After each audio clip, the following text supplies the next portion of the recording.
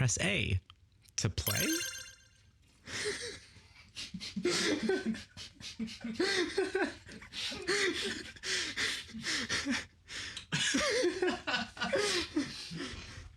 Wait, how tall is Master Chief again? Like 210, 220? Like he's huge, right? Is he? I thought we could look this up. Yeah. I think he's like at least he's like basketballer tall, right? In his suit. How tall is Master Chief? I always say John 117, or is it John 117? Oh yeah, I don't know. I say 117, but 117 is cool. I don't know what's canon for this. So 2.08 meters. oh yeah, so 210 basically, yeah. That's a tall dude. Yeah, it's not, in the Netherlands he could. It's still really tall though. Yeah, that's still 20 centimeters, over 20 centimeters taller than the average Dutch guy. So yeah. And that's saying something because people here are tall. Yeah. I don't know what y'all eat when you're growing up, but whatever it is, it's working. Yeah, it's pretty whack. Hagelslag. I mean, chocolate on everything does help. Yeah. Like in a lot of regards. Oh, there's the panel. How do we? Oh god. Okay. Yeah. Oh, you're up there. Nice. Yeah, I've always felt like a failure because of that, because I'm actually not as tall as my dad is, and my sisters are both not as tall as our mom is. So I'm like, we're the failed generation. We're not even as tall as our parents. You're not 9 feet tall. Oh wow, I can actually see shit in the... That's a huge difference, actually. Yeah, that was my first impression, actually. The second I clicked it over, I was like, wow, they made it so much brighter. So, in the lore, is this Forerunner technology, or did the... Yeah, it must be, right? It has to be, right? Yeah, this is like the insides of, like, the Halo, so... The Forerunners. They show up in Halo 4, right? Or... Yeah. With a boss fight that isn't a boss fight. Oh. Oh, no. I don't even remember that. I have played it, but... Oh, it's so not memorable. It was so disappointing. It's the first 343 or 343 Studios game, right? Yeah. And I mean, honestly, it wasn't that bad, like, just as a game. That's context. Like, it's not a bad game, but it's a bad Halo game. Yeah, yeah. Considering the impact. Oh, wait, I'll jump on the gun. Yeah. Okay. That makes shooties. Oh, yes. When you consider the impact of the other games, like this one was selling Xboxes just because people just wanted to play Halo and link it up to other Xboxes to play Halo, you know? But it's ridiculous still to me, actually, that this is a launch title on Xbox and the original still holds up, whereas like I'm not cheating, like 90% of console first-person shooters from that era just doesn't hold up. Like 90% is just unplayable. I don't even know like what shooters there were. I couldn't name any for you. Honestly, the only first-person shooters I really like there's a lot of I say are decent, but the only other like true first-person shooter, so Metroid Prime doesn't count, but like true first-person shooters, the only ones I really like are Time Splitters 2 and 3, and like that's it. Okay, I never even played those. Those are they're actually playable on Xbox One. Oh, nice. Yeah. We're gonna Sounds like another series. Yeah. Let's do it. Because they're from God. What was the studio called again? I knew this. I don't think they might actually be the most played games of my life. Time Splitters 2 and 3. Wow. Free Radical, that's them. Free Radical was actually composed of most of the first-person shooter people from Rare. So Time Splitters is basically the spiritual successor to Perfect Dark and GoldenEye. Really? That's why they're so good, because they're the people who basically made the first decent console FPS games. Oh my god. Yeah. GoldenEye was massive. Yeah. Like, they are the only ones up there, I would say, in pedigree, along with Bungie. Like, they did the first decent console FPS, and Bungie made the first like sort of ageless like FP, because this like GoldenEye, to be honest, if you played now on like the original hardware, Yeah, I think you'll struggle a bit. yeah, and Halo still holds up, but GoldenEye was still like miles ahead of everything up until that point. Like they revolutionized that genre on consoles. It was huge. Oh my god, huge. And for the multiplayer, which again, when you think about it on a console, you know, like the single player was all right, but I knew it for the multiplayer. I never even played it single player. GoldenEye, yeah. Yeah. I just remember people trash talking about multiplayer and then like trying to kill each other with it, you know? Which again, for a Nintendo console, if I remember correctly. Even published by Nintendo. That's why it's in rights limbo, because it was developed by Rare, which is now owned by Microsoft, but it was published by Nintendo. But then the James Bond license used to be with Activision, and it's now not with one specific studio. And then you, of course, have the Broccoli family having veto rights. So there's like oh Jesus, like Nintendo, Microsoft, and the Broccoli family are basically at least those three parties have to be in agreement just for GoldenEye, for example, to be re-released. It's a legal minefield. It makes me sad, you know, like that. This kind of content, these properties that made such an impression on you when you were younger, or whatever it is, you don't have access to because of some corporate, well, like, not corporate, but like that these entities, these large entities are just never going to be able to agree on something, you know? Oh, yeah. And it's not high enough on their priority list to negotiate out or something. I don't know, it just makes me sad. There's actually a new James Bond game in development by IO Interactive, the guys from Hitman. Okay, that could be cool. Yeah, because I mean the recent Hitman games have been amazing. I'm wondering who they're gonna make the new James Bond. Oh yeah, it's a shame they waited too long, because Idris Elba is kind of too old for it now, and I still honestly believe he would have been amazing. He's got so much swag. That's the thing. He has all the elements you need for a good Bond. He has like the sort of ruggedness, but also like the charm and sort of the class. But you can see him drinking a cocktail in a casino, and you can see him in a fist fight, and you can see him driving a fancy car. Like, yeah, that's what you want with James Bond. And the thing is that when it comes to casting, like 25 years ago, I couldn't have pictured him, because James Bond as a character has to be able to sort of not stand out in, for example, British upper class surroundings. Yeah. And, you know, racism being a thing, alive and kicking, and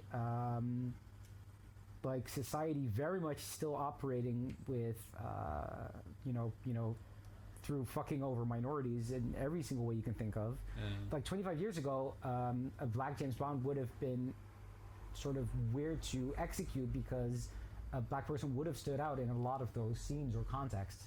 Whereas, thankfully, even though obviously baby steps, but thankfully at least you can now picture someone like Idris Elba being part of like all of the upper sort of echelons of British like high class culture. So I'm like, there's not like, being white isn't integral to the James Bond character. Yeah. I think like the color of his skin was a factor when only white people in the UK were able to, for example, go to specific gatherings or parties or whatever. But seeing how that's way less of a factor now than like 20 or 30 years ago, I'm like, there's honestly no reason to not have him, for example, be a black man or an Asian man, or like there's a lot of that's not it.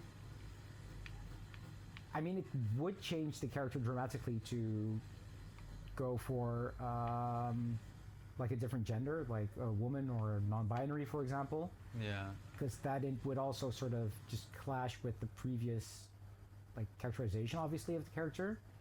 But even then, like, it's not the thing I'm clamoring for the most. I prefer James Bond to, you know, at least not be defined by his ethnicity. But I honestly also don't really see that much reason to not have a female Bond at one point. Like, if you can have like a cool, smooth talking, flirty, like female Bond who's great at holding her own in like a fist fight and shit, like why not? Yeah, the only argument that I could imagine is, if you really wanted him to be like a kind of psychopath, considering all the killing that he's doing. Yeah. I just remember reading that the majority of psychopaths are like white men within a certain age range. But I also don't think that's necessary to the character. I think like Daniel Craig's version like kind of tried to walk that line a little bit, but still kind of make him human-ish, so yeah, I don't know. I can imagine letting go of it. I definitely, like, after having watched The Wire, I remember thinking, when I heard people suggesting Idris Elba, thinking, oh man, yeah. Oh yeah. Like after his character in The Wire, I would not have been able to picture it before I had seen The Wire, but once I had, I was like, oh, but actually, yeah. Oh, do you want to know who actually is my favorite pick right now for James Bond? What's that? Dev Patel. Dev Patel? Yeah. Who's Dev Patel? He's from The Green Knight. And I think he had the main part in Slumdog Millionaire. Right, okay. And especially after having watched The Green Knight, I'm like, oh my god, this man is ridiculously sexy and can be really cool and sophisticated and like the ultimate embodiment of like certain like British traits. Like I honestly believe he would be amazing in that role. And also he's like in his early 30s, so he also has his age. I honestly, if you look up some pictures of him, especially when he has like just a mustache, which sounds weird for Bond, but believe me, oh yeah, he looks so good. Okay, I think I've only seen him in kind of goofy-ish characters. And I'm actually, because, well, I'm the one shooting, so no, I can't. We could hop out of the thing. Yeah, here, I'll hop out. Okay, I'm gonna quickly look up Dev I'm gonna Patel for hold you. you down. It's all good. Some sexy man meat to show you. Dev Patel. Oh yeah.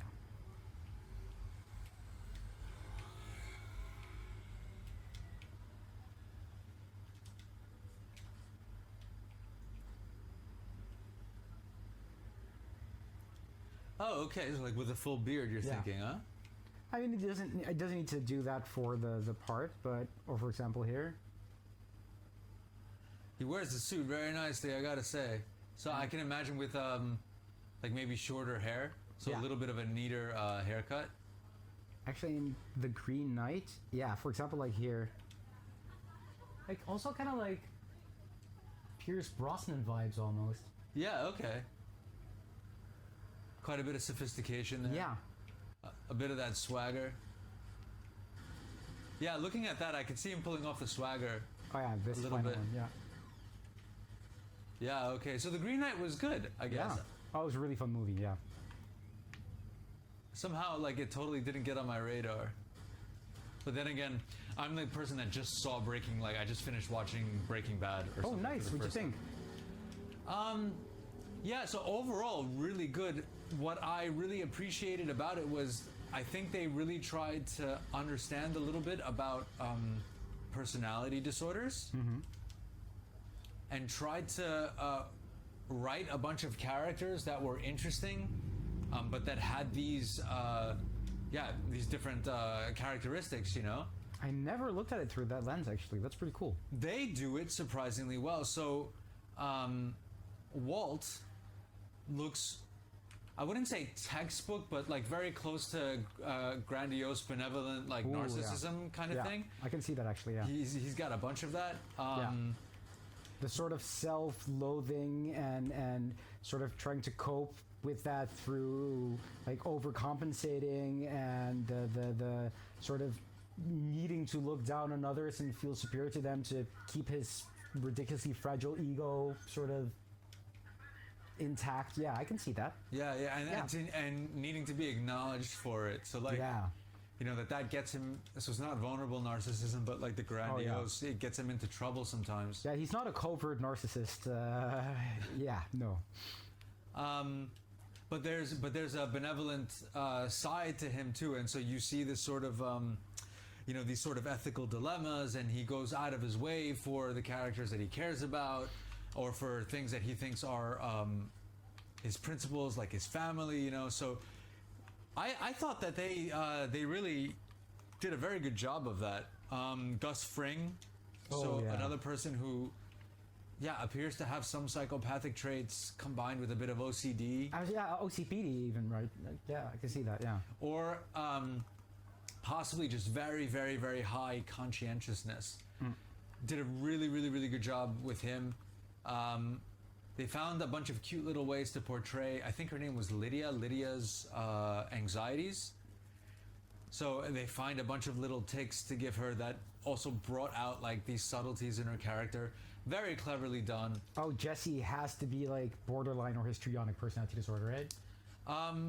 Yeah, I don't know how to characterize him, Like because the there was mood just swings, the addictions, I mean... all the trauma layered upon trauma. This was another thing that I really liked, is they made killing people a big deal. Yeah. Because it is. Like, it's really damaging to Death human was beings. not a trivial thing in that show, yeah. And so I love how difficult it was for the characters that you were close to, because that really colored how it is that you saw the characters for whom it was not difficult, you know? Also, seriously, thinking of like Walt being sort of the embodiment of a certain kind of narcissism, and Aaron, Paul, like Jesse, of, for example, Borderline would make for a really interesting rewatch for me, actually. I would like that. Damn. Yeah, I would consider giving it a second look, because it's clear that they thought about these things. This is the impression that I got. They really thought about these things. And so they were like, okay, so, you know, how is somebody who's got this going to react to this or to that? Because that's, for example, actually, for me, it funnily enough adds a lot with Succession, that I was watching like the first or second season, and I was like, wow, I haven't sort of identified with the character as much as I do with Kendall right now, like in ages. And I went onto the subreddit, and I actually came across this person was like, hey, if we had to diagnose all the characters, like, what would you come up with?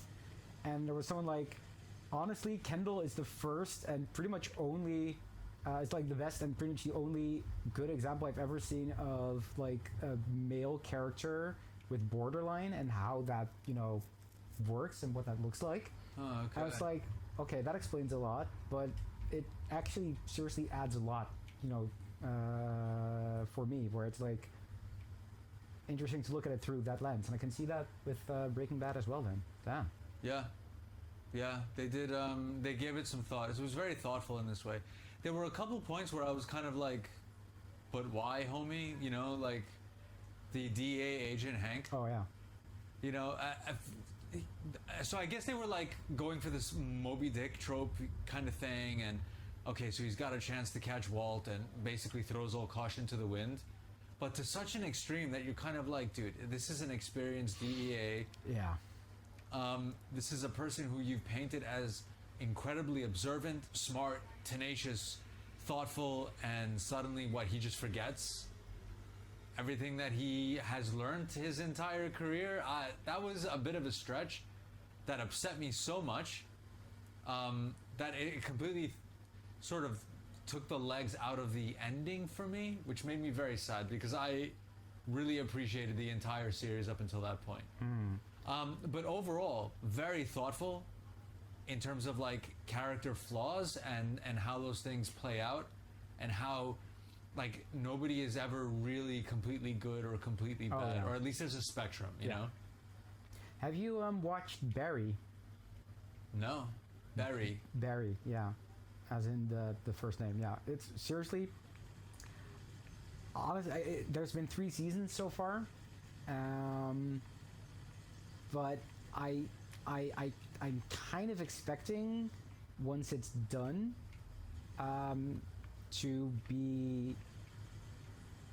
for me to prefer it over Breaking Bad, actually. Wow. Okay. Yeah, and I like pretty early on, I sort of realized, okay, this in a way feels like the exact opposite of Breaking Bad, and because of that, I actually find it more interesting. Where Breaking Bad is about like a regular Joe, obviously he isn't, but like a regular Joe, sort of discovering his sort of inner monster basically and just giving it a go and sort of expressing that side of him that's always been there but he wasn't able to express, and that once he does he just can't stop. Whereas Barry is actually more about someone you would consider to be a monster, because he's like, this is not a spoiler, it's literally how the first episode opens, where he's like, he's a serial killer because he's a heavily he's like a hitman, I mean, but he's like a heavily traumatized veteran. He's like completely fucked up because of having been in, you know, a war, and this is the only thing he knows, this is the only thing he can do, where it's like he just kills people and he doesn't feel anything. But then he discovers that, funnily enough, through like an improv acting class, he discovers like, wait, shit, there's feelings, I can feel things, and I have like this whole side of me that I couldn't believe was there anymore, but it is, and I want to explore that, and I want to feel that and discover those parts of me through an improv acting class. Yeah, where he's like, oh wow, this is something that gives me joy, this is something that makes me proud of something, this is, and I like, because so where Breaking Bad is about a guy who comes across as just a guy discovering like his inner monster, Barry is more about someone who you would consider a monster discovering his inner actual human side. And it's done so beautifully, and like it's Bill Hader, that's his name, right? Bill Hader, I think. Yeah. He's the co-creator of the show, so he also writes it and everything, along with Alec Berg, and he plays the main part. And it's just, what I love, because your remark about death not being like a trivial thing in Breaking Bad reminded me of it, because a lot of stuff happens in season 1 of Barry, where in like a show like Dexter, it would maybe come back in a sort of funny way later on, but a lot of things never really had impact.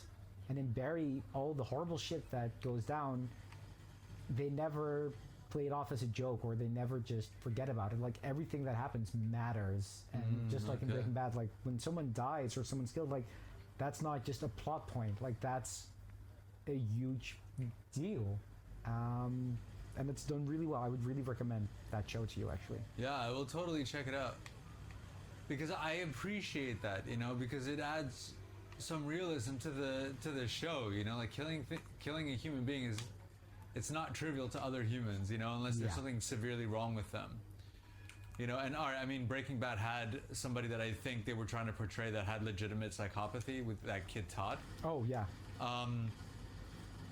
You know, but for most other humans, it's, you know, they might pretend like it's not a big deal, but it's still, you know, it's going to be a huge deal. Most people would not be able to deliberately kill somebody, even if that person was threatening their life, you know? Yeah. And so, yeah, it adds all these layers of subtlety that gives, I think, the show and the characters, the actors, all this material to work with when that's the case. So I don't know, when you go from something like that to like Marvel.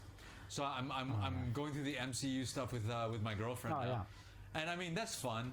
But you know, like you punch somebody and they die in Marvel or something, and there's never any blood, and there's never any trauma, and nobody ever needs to talk about it or think about it really. And okay, it makes everything very Disney, and it's funny, and it's cute, and it's whatever. But it takes away some of the depth, you know?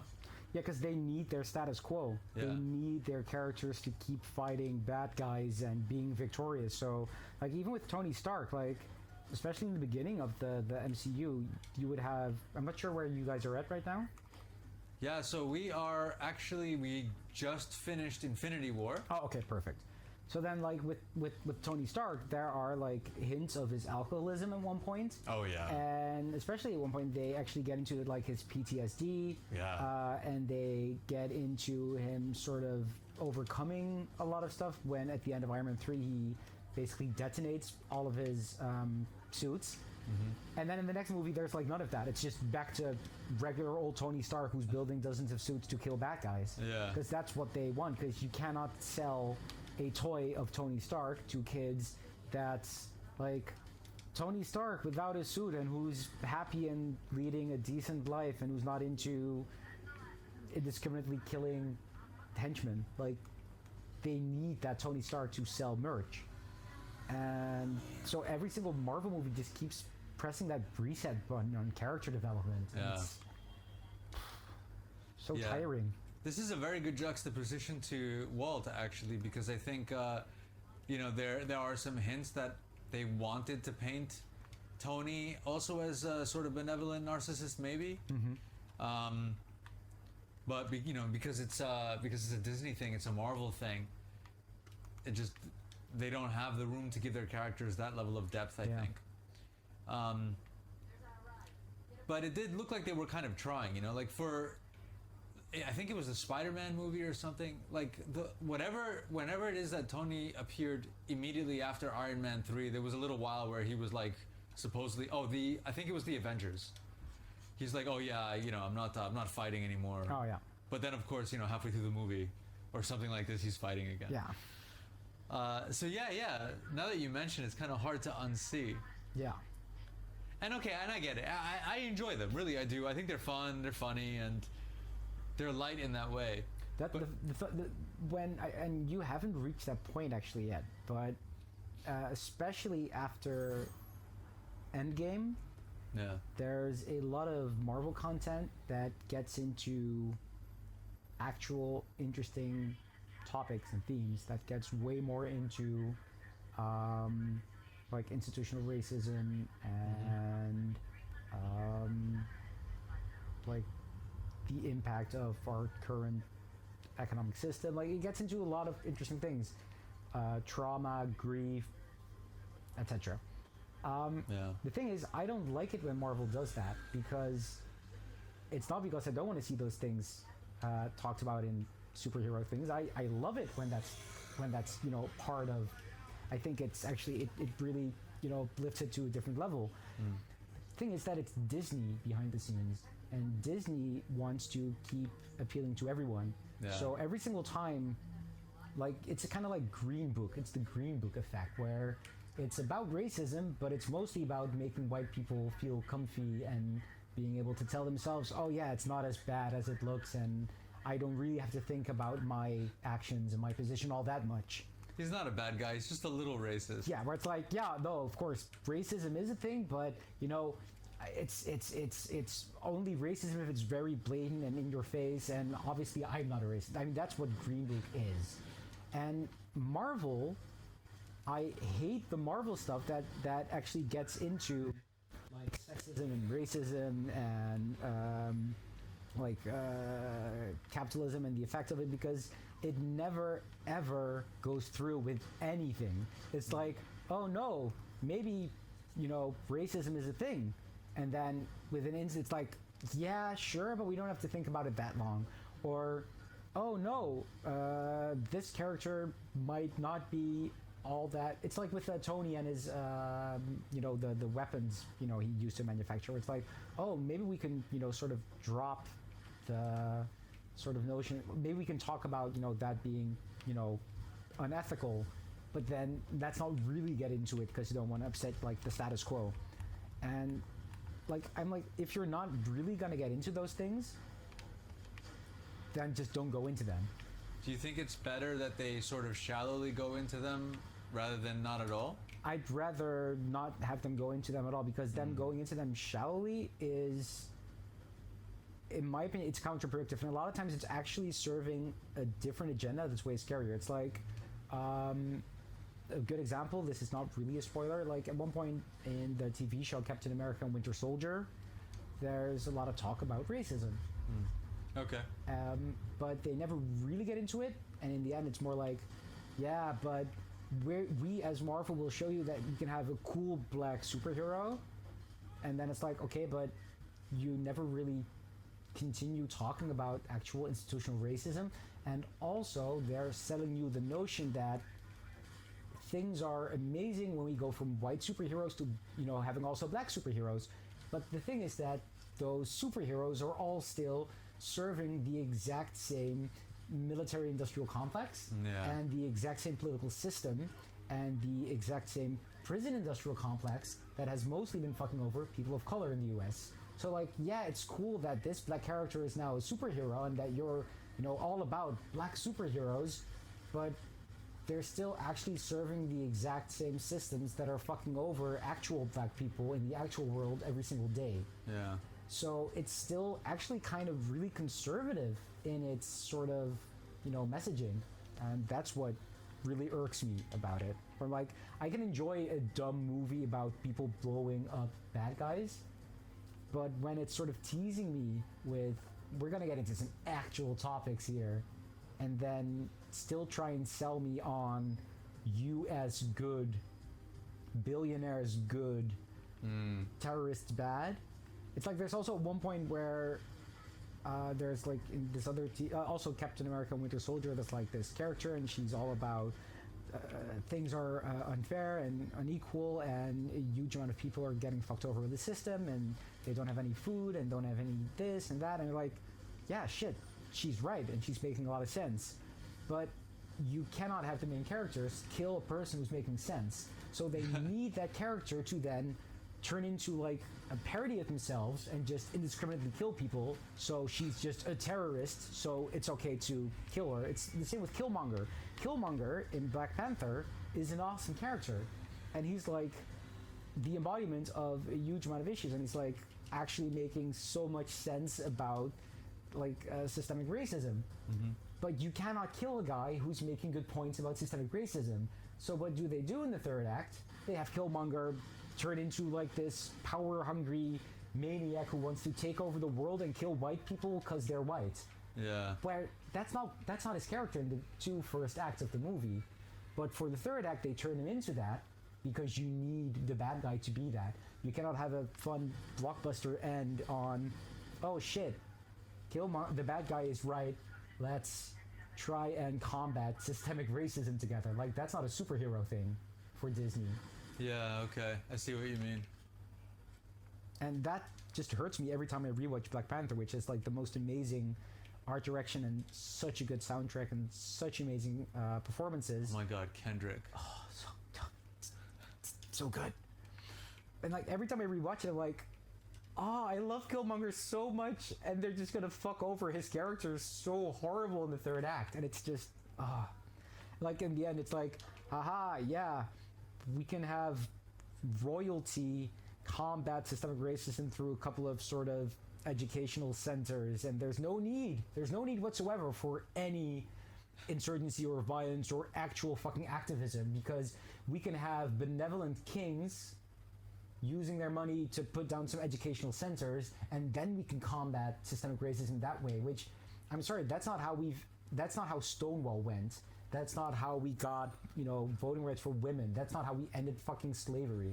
Like, that wasn't a benevolent king suddenly seeing, what's wrong with the world, and I can change it for the better with my money. But that's what Marvel is selling us with those films and series, and that's, I have a hard time with that, as you can hear. Yeah. I guess my expectations in the first place are pretty low. So I'm like, well, at least they mentioned it. Yeah.